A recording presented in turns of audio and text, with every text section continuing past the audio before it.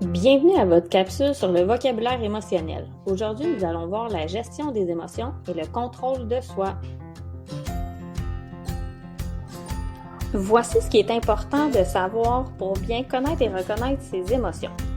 Premièrement, tu as les émotions de base, qui est la tristesse, la peur, la joie et la colère. Une fois que tu les connais bien, tu dois savoir les exprimer correctement et avec justesse. C'est important de prendre les bons mots. Tu dois surtout apprendre à reconnaître les signaux pour mieux les décoder, pour être mieux en mesure d'identifier ce que tu vis comme émotion. Donc, une fois que tu le sais, qu'est-ce qui a déclenché ça? Donc, tu dois être en mesure de vérifier, d'identifier la source de ton émotion. Et tout ça, c'est pour que tu aies un sentiment de sécurité et surtout pour que tu te sentes bien. Laisse-moi t'expliquer la différence entre la gestion des émotions et le contrôle de soi. La gestion des émotions, c'est être capable de s'occuper de ses émotions et de les affronter. C'est-à-dire un peu comme un jongleur qui réussit à garder toutes ses balles en mouvement dans les airs sans les échapper. Ça veut dire que tu passes d'une émotion à l'autre. Le contrôle de soi, c'est être capable d'avoir le dessus des émotions. C'est toi qui es maître de tes actions. C'est pas tes actions qui vont décider. C'est un peu comme un volcan tranquille. Il est toujours là, mais il détruit rien parce qu'il est calme.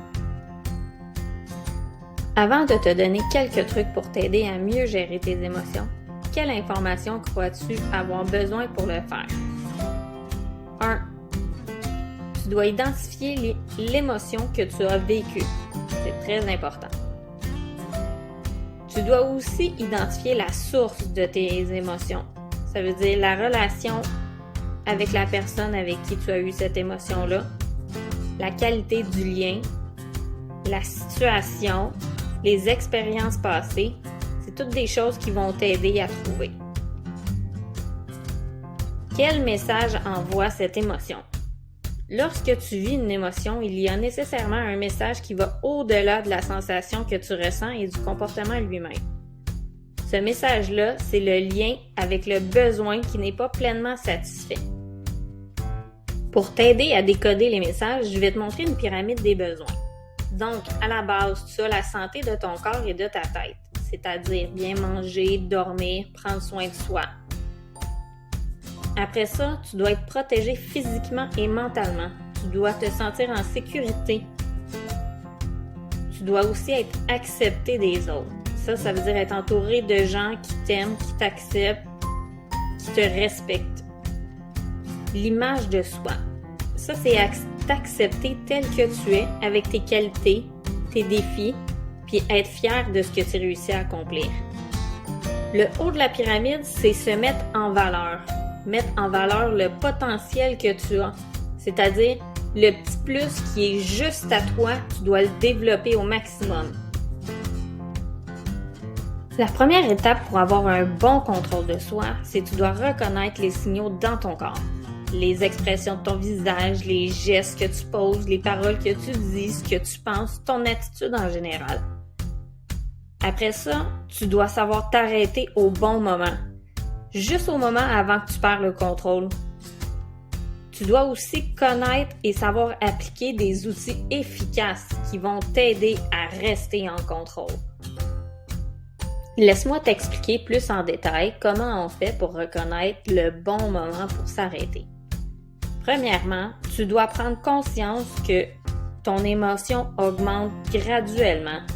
Tu passes pas de heureux à fâché en 2 secondes. Donc, tu dois reconnaître et apprendre à voir les signaux pour toi-même.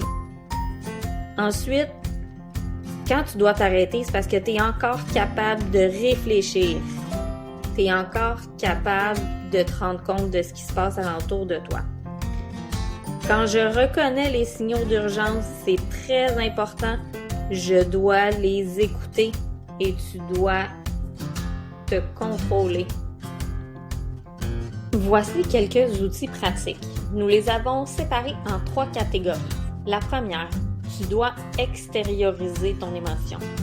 Si tu as besoin, va courir, va crier, va faire du sport. Si tu veux, tu peux écrire ce que tu vis. Mais surtout, garde pas ça pour toi.